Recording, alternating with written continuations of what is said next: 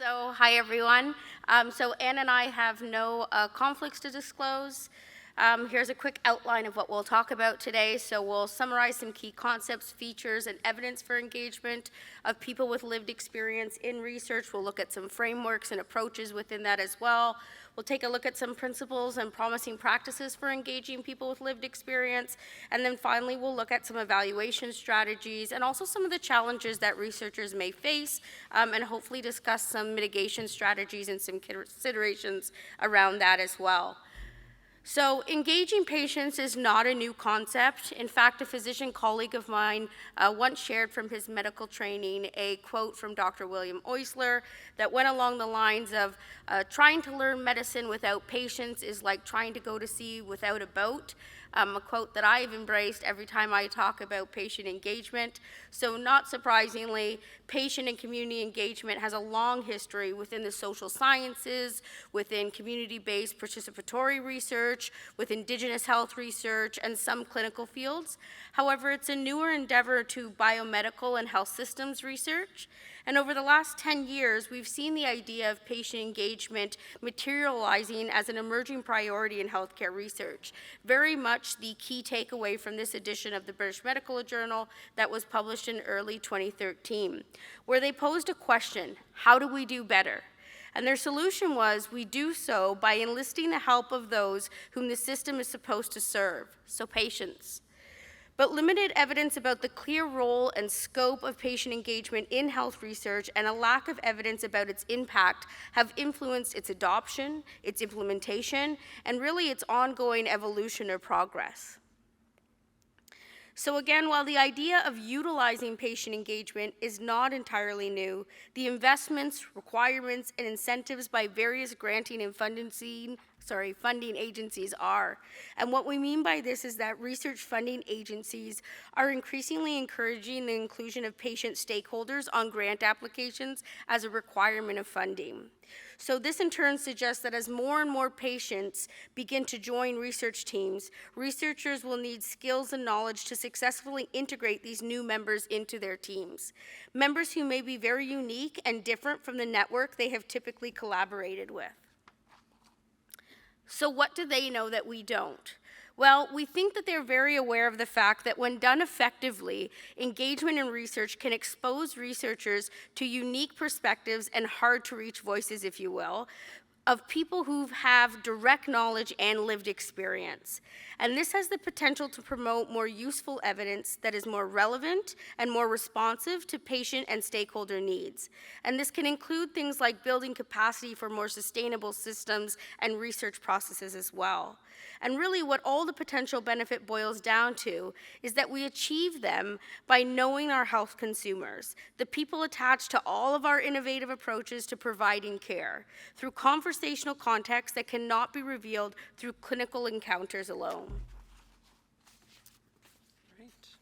Hi everyone. So I'll pick up on that notion of when there's investment and when there's expectation, how have we started to actually engage people with lived experience? And what's been interesting is really over the last decade, along with the money that's come, is there's been a growth of frameworks for how you do this. This is a very nice sort of summary depiction done by Greenhall. This is 2019. They found 65 frameworks, and you can see how the curve is going up. And they also looked at those frameworks and they classified them. What are they about? What is the crux? And I think if you look at some of the words there, it gives you a flavor for some of the dynamics that are so important when you're thinking about engaging people with lived experience. Power, priority, partnership. And those words and how they play out in the engagement are key.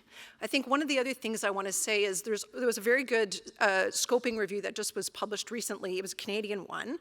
And one of the things that they said that I think is so significant is that patient engagement is an approach. It's not a method. It's not a perfect. It's not like you're not running a plot. You're not testing blood. It's about a relationship. And so the relationship aspect is as important as the research aspect when you're thinking about patient engagement. The way that we talk about engagement sometimes, we get a little bit caught about what are we doing it and how. I think it's kind of important to look at the dynamics of these continuum of engagement.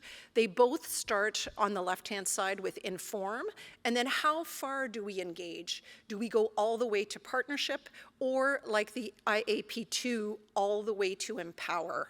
And depending on where you go, you may be giving up power and changing the nature of that relationship on the research team. There's been some efforts to try to bring a little bit more consistency and more quality to patient engagement. This is an example that's out of the UK, where the funders actually established a set of standards in 2019 and now have been looking and evaluating a number of different studies and research efforts against these standards. We don't yet have this in Canada, but I think the notions and the words that are there, they very much live in models that do exist in Canada. And what's happened too is different organizations and different research communities have tried to adapt the language. One of the ones that I like the best is out of Stanford. Their model is called Everyone Included, and they really took to heart what's in the UK standard about plain language, and their standards are about things like be a rebel, be human, have heart. And so they've kind of taken the notion of the conversation to a very different level and kind of applied it in their integration of people with lived experience in research and innovation. Closer to home, there's a model that came out of Ted Rogers. This example is out of the Ottawa Hospital. See, look, Duncan. It's a nice model. It's got some core, and these are kind of elements that you see in all frameworks, but also one of the nice things that the Ottawa team has done is they've prioritized where they will focus their energies in engaging people with lived experience. So for example, around patient education models or on the research team. There are definitely many different ways that we can engage. This is one of the things that was very thoughtfully done is there's a team that was looking at how do we engage people with lived experience in integrated knowledge translation. And that's the kind of research that is really looking at involving the people affected in shaping health services and the health system. So if anybody would be there yet, you would hope it would be the IKT community.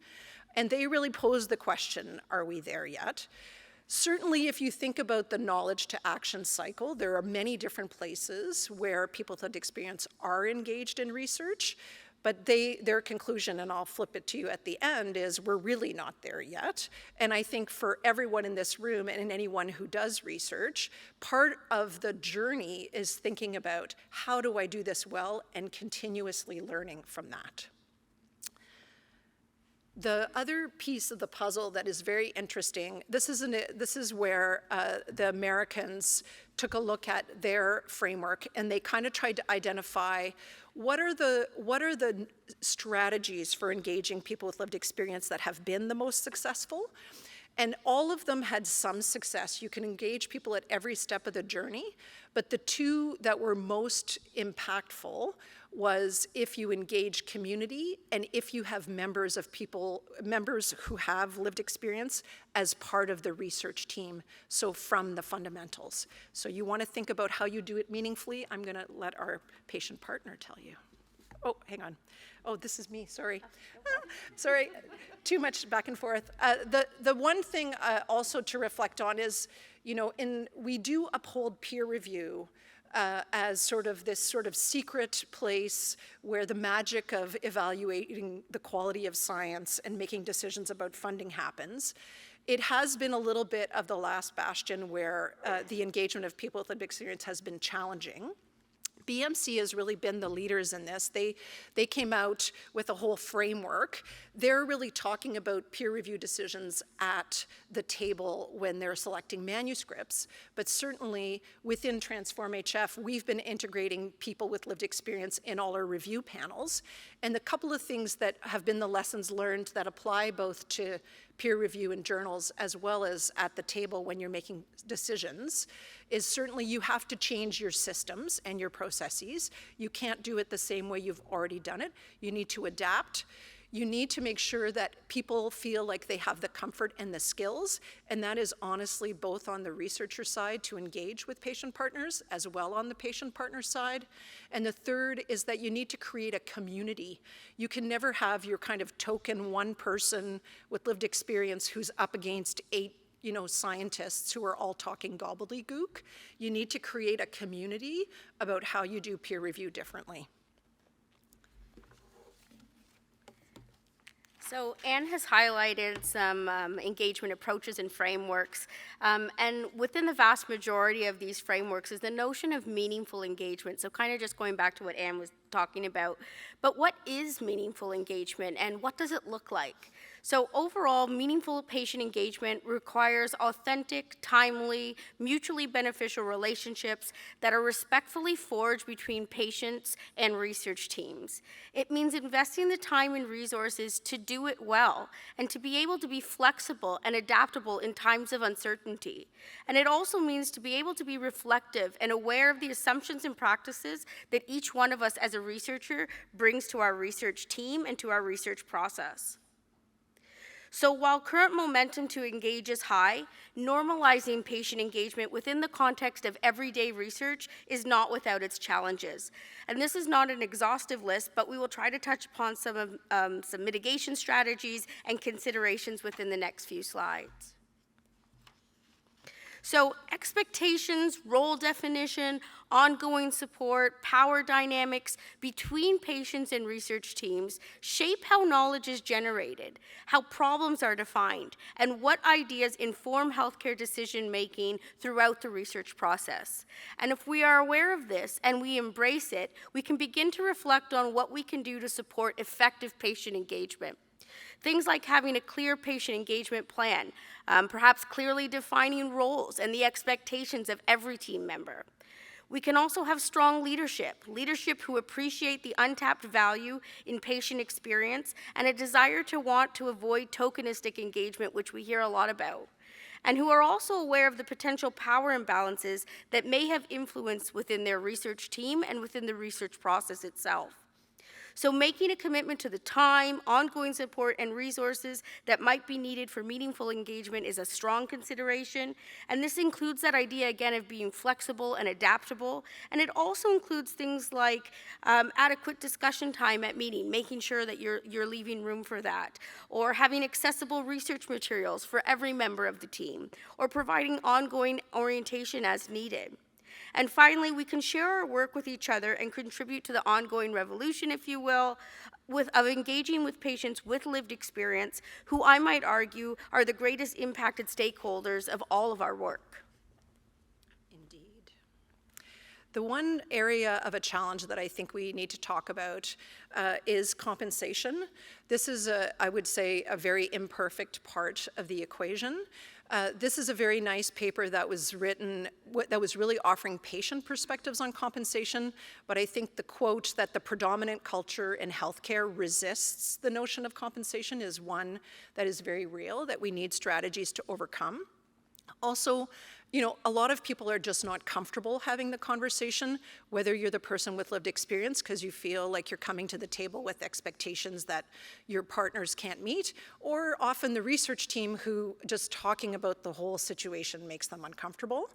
There have been some very nice, just kind of helpful toolkits and guides developed. This was one that was done by Edwards, but with a bunch of other patient partner colleagues.